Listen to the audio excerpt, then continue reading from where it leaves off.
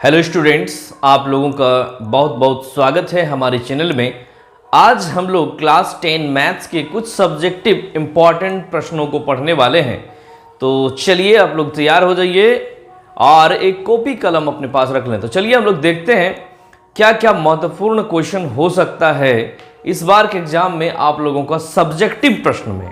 आप लोगों ने ऑब्जेक्टिव प्रश्न का लाइव के माध्यम से प्रत्येक दिन शाम 7 बजे देखा होगा और प्रत्येक सेशन में जुड़ के आप लोगों ने प्रत्येक प्रश्न का आंसर देख लिया है और समझ लिया है। तो चलिए अब हम लोग सब्जेक्टिव प्रश्नों को देखते हैं कि किस तरह से सब्जेक्टिव प्रश्नों को सॉल्व करना है। जैसे कि आप सभी को पता होगा कि इस बार जो एग्जाम हो रही है उसमें 80 मार्क्स का परीक्षा आप लोगों को थ्योरी में देना है, जिसमें 40-40 दो पार्ट में बांट दिया गया है। 40 आप लोगों का ऑब्जेक्टिव और 40 सब्जेक्टिव हो जाएगा। तो 40 ऑब्जेक्टिव में 4-4 ऑप्शन दिए हुए रहेंगे प्रत्येक प्रश्न में। वहां पे आप कैसे करेंगे इसके लिए प्रत्येक दिन शाम 7 बजे क्लास किया गया है, आपको बताया गया है। अगर आप लोगों ने अभी तक नहीं देखा है तो इस चैनल के लाइव सेक्शन में जाके, प्लेलिस्ट में जाके लाइव सेक्शन में जाइएगा और वहां पे आपको पिछले 2 महीना से रेगुलर प्रत्येक दिन का वीडियो मिलेगा। उन वीडियोस को देख लें। आपको मैथ, साइंस और हिंदी का क्लास करवा दिया गया है ऑब्जेक्टिव प्रश्न का। तो चलिए अभी हम लोग देखेंगे सब्जेक्टिव प्रश्न गणित से इंपॉर्टेंट। तो आज का जो पहला प्रश्न है वो है HCF 26 और 91 का। इस प्रश्न को आप लोगों ने ऑब्जेक्टिव में भी पढ़ा है। तो देखिए अगर सब्जेक्टिव में आ जाए तो हम लोग किस तरह से सॉल्व करेंगे। तो इंपॉर्टेंट क्वेश्चन, यहाँ पे हमने आज का टॉपिक का नाम दे दिया है इंपॉर्टेंट क्वेश्चन, ठीक है। तो इंपॉर्टेंट क्वेश्चंस को आज हम लोग पढ़ने वाले हैं। तो चलिए जल्दी से हम लोग इसको स्टार्ट करते हैं और देखते हैं कि इंपॉर्टेंट क्वेश्चन आज का क्या क्या हमने लिया है। तो पहला जो प्रश्न है वो है फर्स्ट क्वेश्चन आज का HCF किसका तो 26 और 91 का क्या दिया हुआ है 13। तो HCF आपको दिया हुआ है, LCM आपको दिया हुआ है, LCM भी 26 और 91 का आपको दिया हुआ है। कितना दिया हुआ है तो ये आपको दिया हुआ नहीं है, फाइंड करना है, ठीक है। तो आप देख पा रहे हैं कि यहाँ पे एक प्रश्न है जिसमें HCF और 2 संख्याएं भी दी हुई हैं, LCM आपको ज्ञात करना। तो इस कंडीशन में आप लोगों ने ऑब्जेक्टिव प्रश्न में काफी अच्छी ढंग से पढ़ा होगा कि किस तरह से इस प्रश्नों को सॉल्व किया जाता है। तो आप लोग जानते हैं एक फॉर्मूला का यूज हम लोग इस प्रकार के प्रश्नों में करते हैं। तो लिखते हैं दिए गए संख्याओं का गुणनफल, दिए गए संख्याओं का गुणनफल, ठीक है ना, बराबर क्या हो जाएगा HCF इंटू LCM। तो चलिए आगे इसको बढ़ाएंगे। दिए गए संख्याएं मेरे पास क्या है 26 और 91, ठीक है, बराबर HCF क्या है 13 गुना LCM हमको पता नहीं है तो LCM के बदले LCM ही रहने देंगे और LCM अब आपको फाइंड कर लेना है। कैसे करेंगे 26 गुना 91 तो इस साइड रहेगा ये और 13 से इसको भाग दे देंगे तो 13 दूना 26 हो गया। 91 गुना 2 9 दूना 18, ठीक है, 182 आपका आंसर हो जाएगा। LCM आपको मिल गया 182। तो इस प्रकार से आप इस तरह के प्रश्नों को सॉल्व कर लेंगे। तो आशा है आप सभी को समझ में आ गया होगा। आप इसको लिख लीजिए या स्क्रीनशॉट इसका ले लीजिए। अब इसको हम मिटाएंगे और देखेंगे आज का दूसरा प्रश्न क्या है। तो चलिए आप लोग एक कॉपी लेके तैयार रहिए जल्दी से।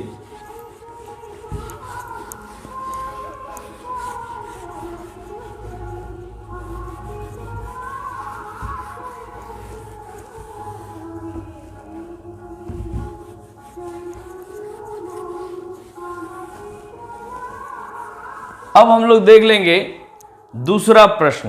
तो चलिए देखते हैं दूसरा प्रश्न क्या है।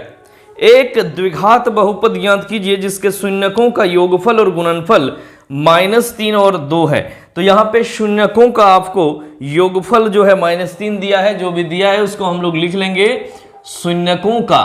ऐसे आपको लिखना भी पड़ेगा, ठीक है, ये ऑब्जेक्टिव नहीं है, सारा चीज आप मेंशन करेंगे सब्जेक्टिव में। तो शून्यकों का योगफल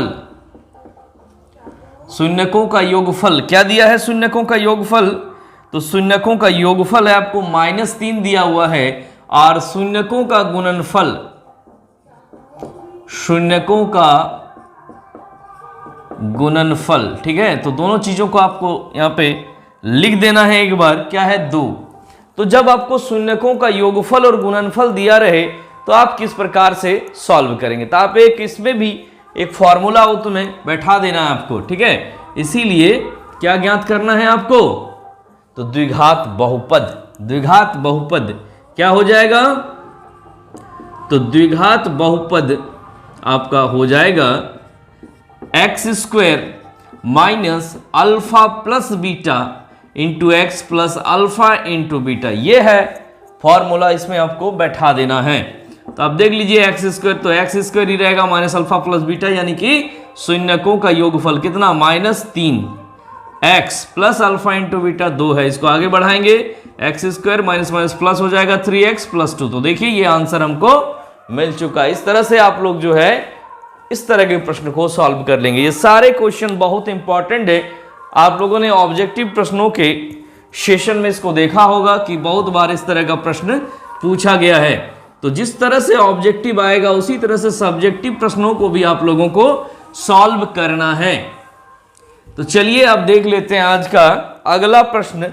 अगला इंपॉर्टेंट प्रश्न क्या है? तो अगला जो प्रश्न है वो है, मान लीजिए ABCDEF दो त्रिभुज है और ये दोनों त्रिभुज क्या है? समरूप हैं और इसके क्षेत्रफल क्रमशः 64 सेंटीमीटर स्क्वायर तथा 121 सेंटीमीटर स्क्वायर है। तो क्या क्या चीज दिया है आप यहां पे लिख लेंगे 3 नंबर में, ठीक है। पहले दिया हुआ है त्रिभुज, यहां पे लिख लेना है आपको। दिया है क्या क्या दिया है? तो त्रिभुज ABC समरूप है किसके? त्रिभुज DEF के, ठीक है ना। तो त्रिभुज ABC और DEF क्या है? एक दूसरे से समरूप हैं और इसके क्षेत्रफल क्रमशः, आपको क्षेत्रफल भी दिया हुआ है। एरिया ऑफ त्रिभुज ABC क्या है? ABC का क्षेत्रफल तो यह है 64 सेंटीमीटर स्क्वायर। इस तरह से आप लिखेंगे भी, यहाँ पे एरिया जहां पे AR लिख रहे हैं आप क्षेत्रफल बोल के भी लिख सकते हैं। और त्रिभुज DEF हो जाएगा, यहाँ कितना है ये? 121 सेंटीमीटर। जो भी चीज दिया होगा आपको इसको साफ साफ लिखना है। अब आपको EF का वैल्यू भी दिया हुआ है। EF का वैल्यू कितना है? 15.4 सेंटीमीटर। आपको BC का वैल्यू बताना है। तो चलिए जो भी चीज प्रश्न में दिया था हम लोगों ने इसको लिख लिया है। अब क्या करना है? इसको सॉल्व करना है। तो देखते हैं किस प्रकार से इस तरह के प्रश्न को सॉल्व करेंगे। तो आप देख पा रहे हैं यहाँ पे 2 त्रिभुज का बात हो रहा है, ठीक है। एक त्रिभुज क्या है? तो एक त्रिभुज है ABC, दूसरा क्या है? तो दूसरा है DEF, ठीक है ना। अब आपको बताना है कि ये दोनों, बताना नहीं है एक्चुअल में, ये दिया हुआ ही है कि दोनों समरूप है। तो जब ये दोनों त्रिभुज समरूप है तो सारे गुण इसमें वेरीफाई होंगे। आगे देखिए, हम लोग जानते हैं कि जब कोई दो त्रिभुज समरूप होता है तब उसके क्षेत्रफल का अनुपात उसके भुजाओं के वर्गों के अनुपात के बराबर होता है ना। तो उस चीज को हम लोग लिख लेंगे। हम जानते हैं कि, या हम लोग जानते हैं, तो यहां पे लिख देना है हम जानते हैं, ठीक है। जो भी चीज फॉर्मूला में या फिर थ्योरम में होता है उसको यहां पे आपको लिखना है हम जानते हैं। क्या जानते हैं? तो सबसे पहले कौन सा त्रिभुज है? तो सबसे पहले त्रिभुज है त्रिभुज ABC। त्रिभुज ABC बाय त्रिभुज कौन सा? तो DEF। ये दोनों का रेशियो DEF, सॉरी यहां पे मिस्टेक हो गया है, DEF होगा। क्या है दोनों का रेशियो? तो दोनों का रेशियो क्या होता है? आपको थ्योरम लिख देना है यहाँ पे। एक्चुअल में थ्योरम क्या होता है? तो दोनों के भुजाओं के वर्गों के अनुपात के बराबर। यानी देखिए यहाँ पे AB पहले है भुजा, तो AB बटे DE का होल स्क्वायर हो जाएगा। आगे भी अब जो भी भुजाएं सभी को आप लिख सकते हैं BC बटे EF का होल स्क्वायर हो जाएगा। आगे आप चाहे तो फर्स्ट और लास्ट जो है मतलब AC बटे DF को भी लिख सकते हैं। तो ये एक थ्योरम है, आप उस थ्योरम को यहां पे लिख दिए कि अगर कोई भी दो त्रिभुज समरूप होता है तो इसके क्षेत्रफलों का अनुपात इसके भुजाओं के वर्गों के अनुपात के बराबर होता है। इस चीज का उपयोग करके हम लोग क्वेश्चन का आंसर निकालेंगे। तो अभी देखिए हमें इसका जो है वैल्यू दिया हुआ है। क्या दिया हुआ है? तो त्रिभुज ABC का क्षेत्रफल हमें 64 दिया हुआ है 64 बाय त्रिभुज DEF का वैल्यू है 121, तो यहाँ पे 121 हमने लिख लिया। अब AB बटे DE, BC बटे EF तो बहुत सारा दिया हुआ। अब यहाँ पे आपको देखना है कि आपके काम का कौन सा है। तो हम देख पा रहे हैं यहाँ पे EF है और BC हमको फाइंड करना है। तो EF BC बीच वाला में, तो ये दोनों आप छोड़ देंगे, सिर्फ इसी को लिखेंगे। क्या लिखेंगे? BC। तो BC का वैल्यू कितना है? BC का वैल्यू आपको पता नहीं है, फाइंड करना, BC ही रहने देंगे। EF का वैल्यू कितना है? तो EF का वैल्यू 15.4 है, यहाँ पे आप लिख देंगे, इसका होल स्क्वायर कर देना आपको। आगे देखिए 64 बटे 121, 64 किसका स्क्वायर होता है? 8 का। 121 किसका? 11 का।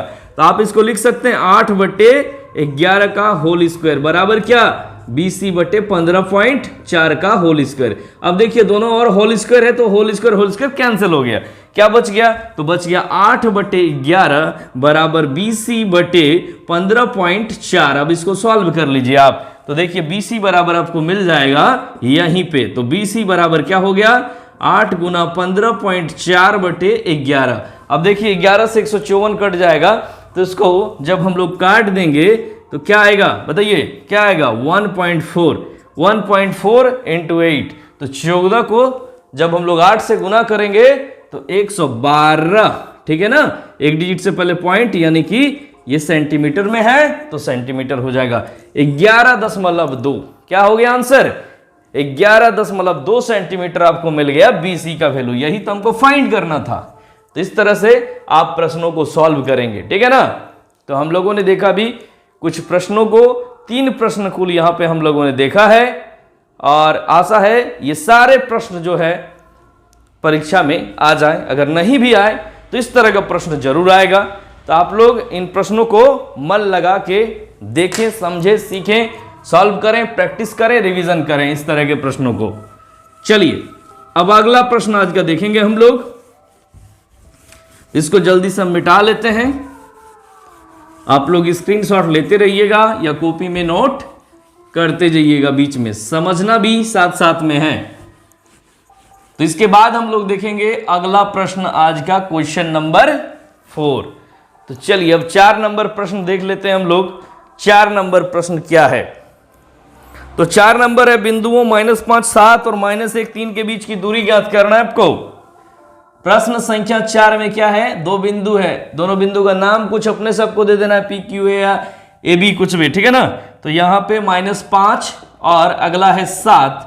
दूसरा जो बिंदु है B, उसका है -1 और 3, ठीक है? इसके बीच की दूरी यानी कि AB की बीच की दूरी आपको ज्ञात करनी है। तो चलिए कर लेंगे हम लोग। लिख सकते हैं यहाँ पे AB के बीच की दूरी, या AB या D, आपको जो अच्छा लगे आप यहाँ पे लिख सकते हैं। फॉर्मूला क्या होता है? डिस्टेंस फॉर्मूला, दूरी सूत्र क्या होता है? तो आप लोग जानते हैं x1 - x2 या x2 - x1, जो भी आपको अच्छा लगे आप लिखिए, उसमें कोई भी दिक्कत नहीं है। y2 - y1 का होल स्क्वायर हो जाएगा। आगे बढ़ाइए इसको। तो x2 का वैल्यू कितना है? ये हो गया x1, ये हो गया x2, -1 है, फिर माइनस लगेगा, x1 का वैल्यू -5, तो माइनस माइनस प्लस हो जाएगा 5, ठीक है ना? स्क्वायर हो जाएगा प्लस। y2 का वैल्यू है 3, माइनस y1 का वैल्यू है 7, इसका स्क्वायर करेंगे। आगे बढ़ाएंगे इसको तो क्या मिलेगा हमको? -1 + 4 यानी कि 4 का स्क्वायर प्लस -4 का स्क्वायर हो जाएगा, क्योंकि 3 में 7 को घटाएंगे तो -4 आएगा। आगे देखिए 4 का स्क्वायर हो जाएगा 16 + 16, मतलब 16 कितना हो गया? √32। सॉल्व करेंगे, 8 × 4 = 32, 2 नहीं 4 4 4 है 16, 16 दूना 32, तो 4√2 हो जाएगा। 4 4 है 16 दूना 32। तो ये आपका आ गया यूनिट में, इकाई में, ठीक है? क्योंकि इसका मीटर, सेंटीमीटर, किलोमीटर कुछ भी इकाई नहीं दिया हुआ है, इसलिए जहां कुछ नहीं दिया रहे वहां इकाई हम लोग लिखेंगे अपने से। इसको भी लिखना जरूरी है। तो चलिए ये अभी हम लोग को क्वेश्चन नंबर 4 का आंसर मिल गया है। आप लोग इसको अपने कॉपी में नोट कर लें, और नहीं तो इसका स्क्रीनशॉट ले लें।